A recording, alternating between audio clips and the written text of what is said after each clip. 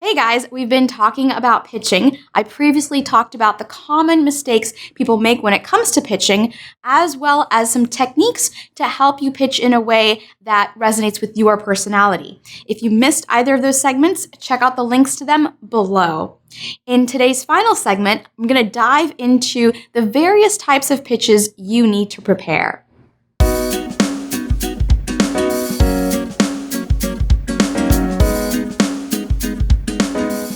Welcome back to Build, brought to you by Pivotal Tracker. I'm your host, Purnima Vijay Shankar. Each episode of Build consists of a series of conversations I host with innovators, and together we debunk myths and misconceptions related to building products, companies, and your career in tech. I'm joined again by Marie Perruchet, who is the author of the latest book, One Perfect Pitch. And in today's final segment, we're going to dive into the various types of pitches you need to prepare. Now, Marie, we are all pretty familiar with the elevator pitch, right? It's 30 to 90 seconds, and everyone obsesses about it. But in your book, you actually talk about having a lot of different types of pitches or different lengths, right? Having even a longer pitch and then whittling it down to that elevator pitch. So let's start by talking about why you should have a longer pitch and what to put in it. Yes, Purnima. People get fixed on the idea that they should have just one pitch, but actually you need many pitches because they should be tailored to people you're talking to. If you're pitching a B2C company or a B2B company, it's going to be a different pitch. If your software is addressing different industries, your story should start with a different character.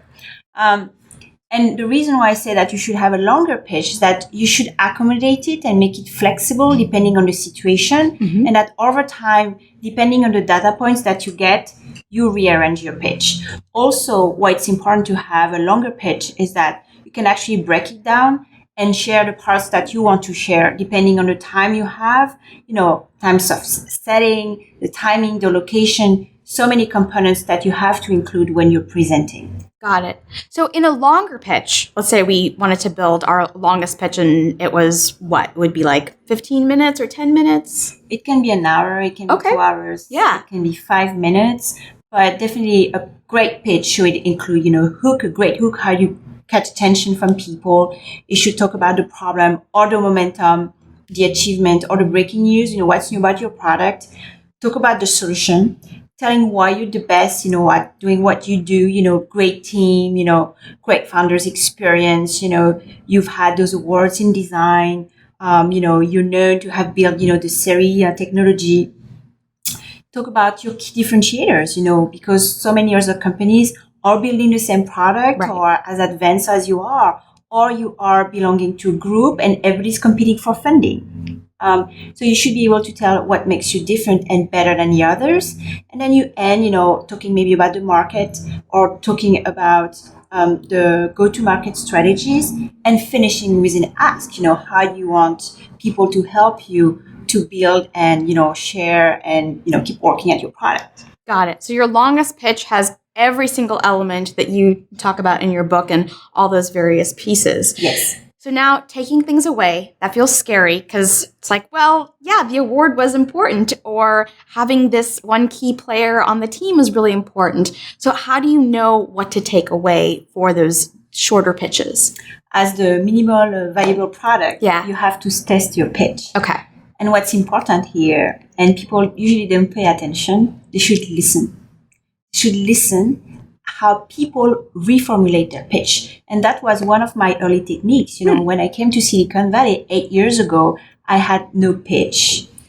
And what I would do is that at the time, helping, founders, helping them, talking to them, explaining what I was trying to do and telling them, hey, what do you think? What did you hear? Could you articulate what I've just said? What made sense? Is it simple enough? Does it make think of something else? So trying to have those open questions. And then either you take down notes if you're quick enough or used to that, or you can actually record with your phone, videotape, or just taking a voice recording, and then you replay it to yourself later on. And you see which words people are using. Mm-hmm. And, politicians, they do the same, They test it and they see what, the press picks up. And so then you have to pick it up again and then replay it and practice it again until, the one day your pitch will be perfectly tailored to the person you're pitching to. Got it. Okay, so see how people reformulate your pitch and what are the highlights that they talk about when they do, and then that'll help you kind of condense it down. Yes. Nice. Do you have an example from any of your readers or companies that you've coached where they went from a long pitch to a shorter one?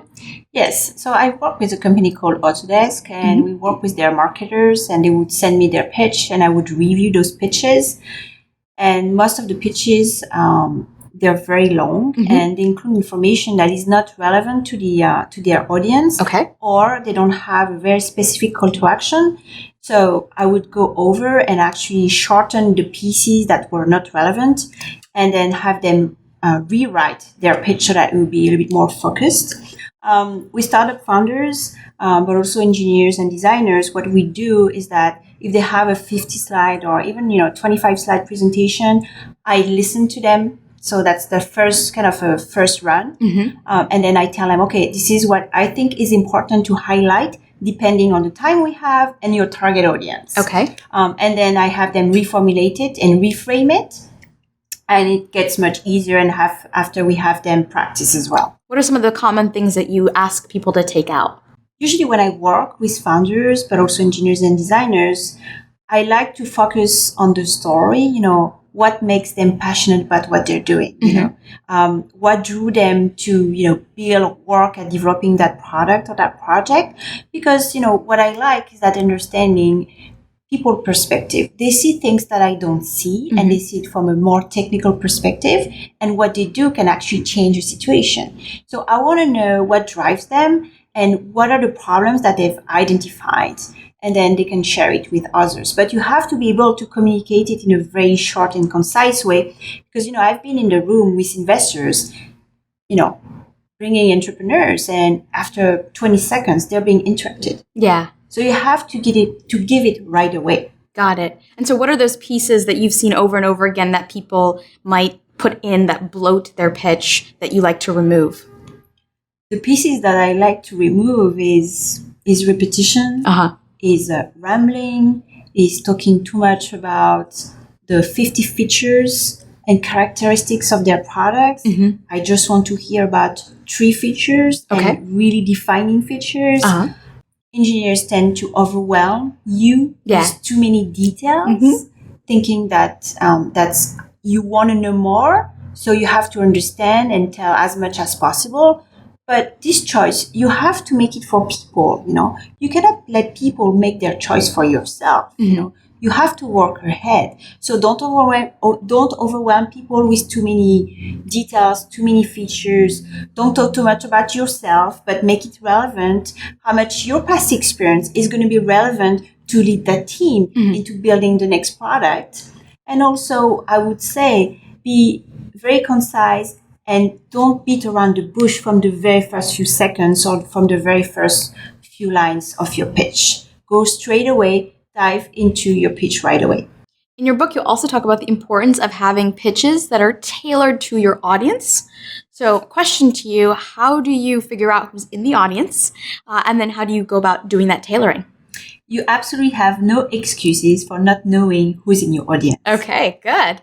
There are so many ways today on the internet to get information and pull information about people, their taste, their location, what they're doing. If you're working in a company, you have to make lists and also ask, to your workmates, what the person likes, or is it a great timing for you to pitch to them, getting as much information internally. And also, for example, if you're speaking at a conference, you have to know beforehand, the profession, the level, the expectations. When I run a workshop, usually I send a survey before, through Google Docs. Right. And I ask people, your expectations, how much they're knowledgeable. So it's a great way, kind of a quiz to engage people. Right. And making them feel that what you're going to say is going to be for them. Yeah, I think that's really important, tailoring it to the audience and doing your homework ahead of time to knowing what that audience is. Now, I do know a lot of times people get overwhelmed because they think, okay, my audience is going to be a bunch of engineers, and there's a lot of different levels of engineers. How do I whittle it down to maybe the beginner versus the advanced, etc.? So walk us through how you would whittle it down once you have an idea of who's going to be in the audience. So you cannot address everyone in the room, but who are the people or the target audience who's going to be the most relevant to grow your product or your business? So maybe you would pick a couple or maybe three case stories that is going to appeal and help the audience think that you're trying to relate to their own problems. So let's say, today, when you pitch, the interview to me, Purnima, we are both women, both interested into public speaking. We loved, the video and talking about skills that can be relevant to a specific audience. So already, you had me there. Yeah. Because I knew you knew me, or at least you did your homework and research and took the time and effort to make it relevant, because we are all busy. We have less and less time. We have very short attention span. Right. So right away, you have to be extremely precise and be relevant to engage and actually incite people, to listen and keep listening to what you have to say. I really like what you said about you can't address everyone in the room, because I know a lot of people try to please everyone and it's not going to happen. So yeah, definitely tailoring it, making sure it's relevant to even a handful of people can be really valuable. I know the last thing that you talk about when it comes to preparing is actually doing the preparation, practice. So walk us through what you recommend when it comes to practicing your pitch. Many founders and entrepreneurs, engineers, designers, they wait for the last minute to practice their pitch. I've worked with this kind of a Google Glass competitor, Japanese CEO. And we practiced, and I said, okay, you have to practice at least 20 times. He said, no, I will practice 200 times. Oh, wow. And I was quite impressed, because the reason why you have to practice, and it's one of my signature exercises that I do during the corporate trainings, is that I have people line up like, speed dating, but they have to pitch for a minute and then they switch and then they do it again. And I can tell you, the first few minutes, people are bored, and then the pitch ends after 20 seconds. But then after they do it like 4 or 5 times, I have to yell and tell them you have to stop. Because first, they get inspiration, they get ideas, and they go straight to the point. They cut to the chase, and they don't give information that's not relevant anymore, because they see that the effect that they have on the face of their audience. Okay.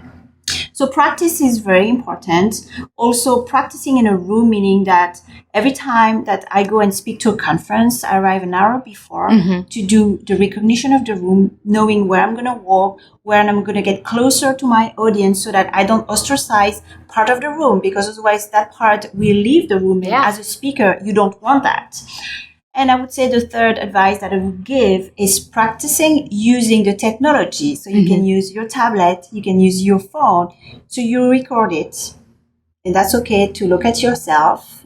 I know we are all the worst judges of ourselves. Right. But then you play it with the sound and no image, without the sound, with the image. And you can see and correct all your filler words, your repetitions, the but also if you're flapping your arms, if you keep touching, your nose, or keeping, playing with your rings. And then, over time, maybe you're not going to change in overnight. Right. But you learn how to be aware, what are the mistakes or where you can improve, and then manage it over time, and manage that anxiety of public speaking, but also knowing that your story cannot be perfect from the very first day. It takes time and it needs adjustment. You need to tailor it, and also understanding that it's for your audience. It's not for yourself. That's great, Marie. So how do you know when it's ready to go? How do you know if your pitch is ready to go? Don't wait. Yeah. You have to do it right now and start practicing, with your friends, with a colleague. Great way to say is, I have an idea, I have to present it to the management, to a partner. I'd love to get your feedback. Make sure that the person is qualified to give you feedback. Right. Not everybody's able to do that. But hey, can I have a few minutes of your time? I'd like to run a few ideas. And then take notes or videotape or record with your phone what they've just told you. You have to be able to listen, integrate that feedback, and then replace it in your next pitch. But don't wait, the previous night before your presentation to pitch. You have to practice beforehand, because also what's important is that you'll see the journey, and it will give you a lot of confidence. Yeah, I think that's valuable. And as you record yourself, you do see that progression. So I know for a lot of people that I coach, they then realize they have made a lot of progress because it's been captured. Absolutely. Well, thank you so much, Marie, for joining us. And I know our audience out there is going to get a lot out of these segments. And be sure, audience, to check out Marie's book, One Perfect Pitch. And for people who want to get in touch with you, what's the best way? To me, what's important is impact. I'd love to hear from you guys, check the book, dive into the exercises, learn how to work around the method, and get back to me, tell me, how it impacted your work, whether it helped you, refresh your ideas, your communication, push you to pitch more. I'd love to hear you, so you can connect with me on LinkedIn. Marie Perruchet, you can follow me on Twitter, send me messages through Instagram as well. I love text messages, so please get in touch. I'd love to hear from you. That's it for our episode on pitching. Be sure to subscribe to our YouTube channel to receive the next Build episode. And special thanks to our sponsor, Pivotal Tracker, for their help in producing this episode. Ciao for now. This episode of Build is brought to you by our sponsor, Pivotal Tracker.